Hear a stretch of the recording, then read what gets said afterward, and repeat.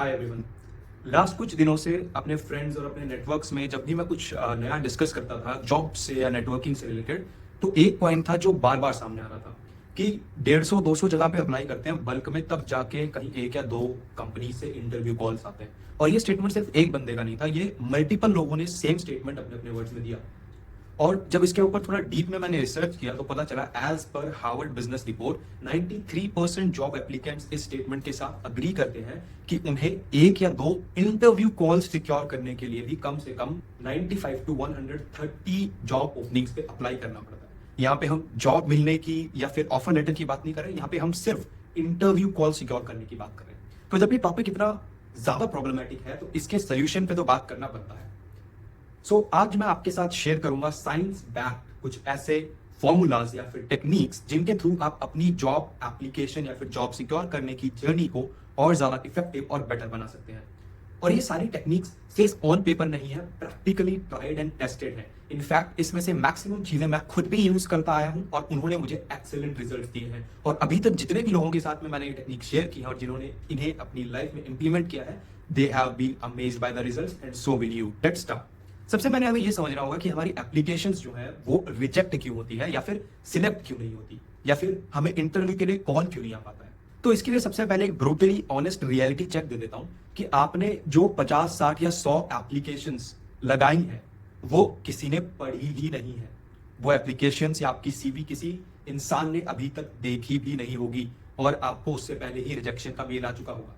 ऐसा क्यों? क्योंकि 98% कंपनीज जो है वो इन एप्लीकेशंस को प्रोसेस करने के लिए एटीएस यानी कि एप्लीकेशन ट्रैकिंग सिस्टम का यूज करती है। ये एटीएस ट्रेन किया जाता है हर जॉब ओपनिंग के कीवर्ड्स और स्पेसिफिक रिक्वायरमेंट्स के ऊपर, जो कि सिर्फ आपकी सीवी को स्कैन करता है और उसके अंदर ढूंढता है उन कीवर्ड्स को जो यहाँ से एचआर ने या फिर कंपनी ने अपने रिक्वायरमेंट्स में डाले हैं। अगर एक certain percentage of keywords match कर जाते हैं तो ही उस एप्लीकेशन को आगे पुश किया जाता है एक ह्यूमन असेसर के पास, जो उस एप्लीकेशन को या फिर आपके सीवी को आगे पढ़ता है और आपको इंटरव्यू के लिए कॉल करता है। तो अगर आप अपनी एक सीवी जो आपने 6 महीने 8 महीने पहले बनाई थी, उसी सीवी को 50, 60, 100, 150 कंपनीज में अलग अलग जगह अप्लाई कर चुके हो, तो ये शायद वो पहला कारण हो सकता है क्यों आपको अभी तक इंटरव्यू के लिए कॉल नहीं आया है। क्योंकि जैसे ही आपने अपनी सीवी को भेजा या अप्लाई किया, एटीएस सिस्टम ने उसे स्कैन किया और उसे रिजेक्ट करके आपको रिजेक्शन का मेल ऑटोमेटिकली भेज दिया। इसीलिए सिर्फ अप्लाई करना आज के टाइम में इनफ नहीं है। आज के टाइम में अगर आपको अपनी ड्रीम जॉब हासिल करनी है तो आपको स्ट्रैटेजिकली अप्लाई करना होगा, अपनी एप्लीकेशंस को कस्टमाइज करना होगा based upon the job requirement, और tracking and following up is very important, जो बहुत ज्यादा मिस करते हैं हम लोग। तो मैंने अपने कुछ एचआर दोस्तों से बात की और समझने की कोशिश की कि यार तुम लोग एप्लीकेशंस को प्रोसेस कैसे करते हो, क्योंकि आई एम श्योर आजकल मार्केट में जैसा माहौल है, एक जॉब ओपनिंग के ऑनलाइन पब्लिश होते ही उसके ऊपर 150 से 200 एप्लीकेंट्स तो यूं आ जाते हैं। तो जब मैंने उनसे पूछा कि क्या पूरा प्रोसेस रहता है एक पोजीशन के ऊपर एक कैंडिडेट को हायर करने का, तो आंसर कुछ ऐसा था कि उनकी एप्लीकेशन सिस्टम में जितनी भी एप्लीकेशन आती है वो सारी एटीएस के थ्रू रन की जाती है। एटीएस एक सर्टेन नंबर जो यहाँ से एचआर खुद डालता है कि उसको इसमें से टॉप कितने एप्लीकेंट चाहिए, एटीएस उसे फिल्टर करके उतनी ही सीरीज देता है। वो हर एक सीवी के ऊपर 5 से 10 सेकंड लगा करके कुछ सीवीज को शॉर्टलिस्ट करके हायरिंग मैनेजर्स या फिर इंटरव्यू मैनेजर्स के पास पुश कर देता है। यानी कि आपकी एप्लीकेशन सिस्टम में गई, एटीएस ने उसको फिल्टर किया, अगर उसे सही लगी तो एचआर के पास भेजा, और एचआर को अगर वो सही लगी तो वो आपके इंटरव्यूइंग मैनेजर के पास पुश हुई। अब यहाँ पे डिफरेंस ये है कि जो एटीएस है वो आपकी सीवी को स्कैन करता है और जो एक्चुअल ह्यूमन एचआर है या फिर ह्यूमन एसेसर है वो आपकी सीवी को स्किम करता है। अब स्कैन और स्किम, आपकी सीवी इन दोनों ही पैरामीटर्स पे अगर परफेक्टली पास आउट होती है तब जाके आपको इंटरव्यू का कॉल आता है। तो समझते हैं कि स्कैनिंग और स्किमिंग दोनों को कैसे हम पास कर सकते हैं, क्योंकि अगर हमने ये नहीं समझा कि कैसे अपनी सीवी को स्कैन प्रूफ और स्किम प्रूफ बनाया जाए, तो आपकी जो 100, 150, 200 एप्लीकेशंस पे आप अप्लाई कर रहे हो वो सिर्फ अंधेरे में तीर मारने के बराबर है और उससे आपको कोई भी रिजल्ट नहीं मिलेगा। सो इसको मैं स्टेप वाइज ब्रेक करता हूँ, कुछ स्टेप्स मैं आपको बताता हूँ, आप बस ये स्टेप्स को फॉलो कीजिए अपनी नेक्स्ट जॉब एप्लीकेशन पे and trust me you will feel the difference. Step number 1 है रीड द जॉब डिस्क्रिप्शन। अभी तक हम यूजुअली क्या करते हैं कि जैसे ही हमने कोई जॉब पोर्टल एक्सेस किया, उसके ऊपर हमने अपना डिजायर्ड रोल या पोजीशन डाली और उस पोर्टल ने हमें 150, 200 या हजारों ओपनिंग्स उस पोजीशन की दिखा दी। For example let's talk about you want to become social media marketing executive, या फिर you want to join the digital marketing team of a company. So आप एक जॉब पोर्टल पे जाते हैं, वहां पे आप सर्च करते हैं डिजिटल मार्केटिंग जॉब्स, और वो पोर्टल आपको हजारों डिजिटल मार्केटिंग की जॉब्स दिखा देगा। अब यूजुअली कैंडिडेट्स क्या मिस्टेक करते हैं कि वो 1 बाय 1 उन पे अप्लाई करने लगते हैं। उनका सीवी ऑलरेडी सेव्ड होता है उस एप्लीकेशन के अंदर या फिर रेडी रहता है मेल के ऊपर, and they just keep on applying on every job that seems fit.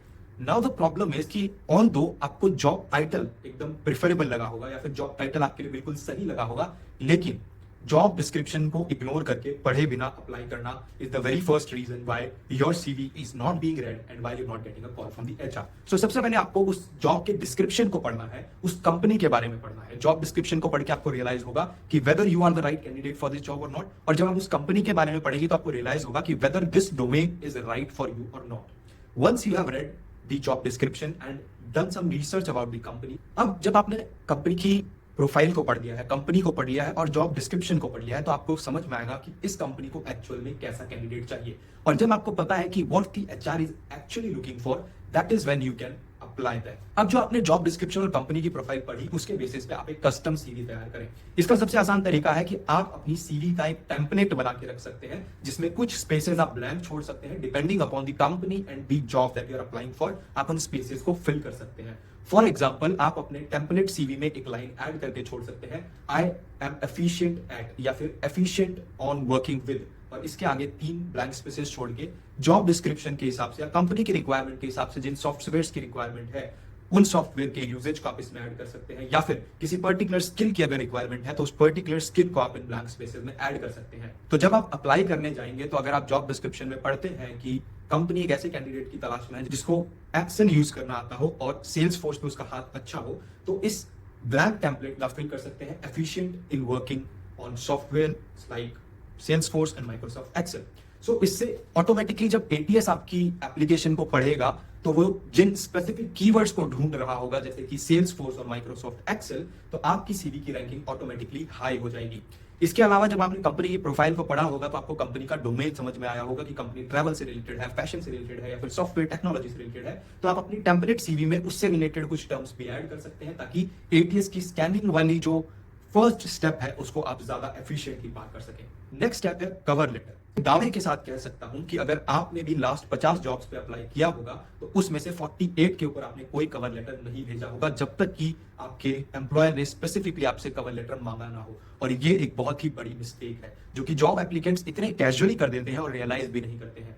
Job के लिए जब भी आप अप्लाई करें, तो प्लीज ध्यान रखें कि एक कवर लेटर आप जरूर भेजें। अब कवर लेटर क्या होता है और क्या इसकी रेलेवेंस है, वो समझते हैं। एक कवर लेटर जो है वो ये बताता है कि आप इस जॉब के लिए फिट क्यों है, या फिर आपके अंदर ऐसी क्या क्वालिटीज है जिस वजह से इस जॉब के लिए आपको कंसीडर किया जाए। और ये कवर लेटर ही एम्प्लॉयर और एम्प्लॉय के बीच में एकमात्र ह्यूमन कनेक्शन का पॉइंट होता है, क्योंकि सीवीज आर प्रिपेयर्ड। सीवीज एक ऐसी, आपकी सीवी एक ऐसी चीज है जो आप ऑलरेडी प्रिपेयर कर चुके हो, बट कवर लेटर जो है वो हर जॉब के लिए, हर एप्लीकेशन के लिए यूनिकली लिखा जाता है, और इसीलिए कवर लेटर को सीवी से पहले तवज्जो दी जाती है। आपकी सीवी डेफिनेटली आपकी स्किल्स के बारे में, आपके एक्सपीरियंस के बारे में बताएगी, लेकिन आपका कवर लेटर हमें ये बताएगा कि तो हमें आपको रीच आउट करना चाहिए। और एक कवर लेटर को यूज करके आप अपनी जॉब एप्लीकेशन में एक यूनिक वैल्यू ला सकते हैं, क्योंकि मैक्सिमम एप्लीकेंट्स इसे मिस कर रहे हैं, तो आप इसे यूज करके ऑलरेडी एक एज आगे अचीव कर सकते हैं। नेक्स्ट एंड मोस्ट इंपॉर्टेंट है कि क्वांटिटी से ज्यादा क्वालिटी पे ध्यान दें।